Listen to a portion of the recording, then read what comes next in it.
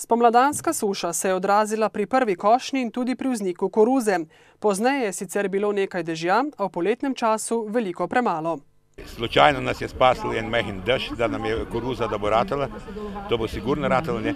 Ampak pri krmi bomo pa prikrajšali fejst. Mislim, in če ne bo jesenskega odkosa, bomo najbrž prikrajšali fejst. Mislim, bomo manj pridelali, tako da ne vem, kako bomo prišli čez. Še veliko slabša kot na Krasinsko-Gribelskem polju pa je na drugih koncih Bele krajine.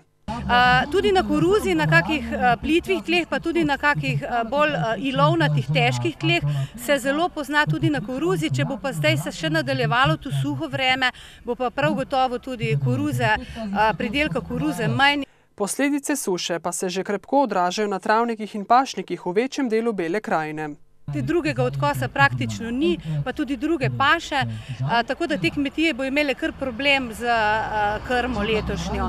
Morali jo bodo dokupiti ali pa zmanjšati število govedi oziroma ovac, pravi Bahorjeva. Draga tuškem koncu tudi, ker je tam so te melioracije, hidromelioracije, tista tla se tudi zelo hitro izsušijo.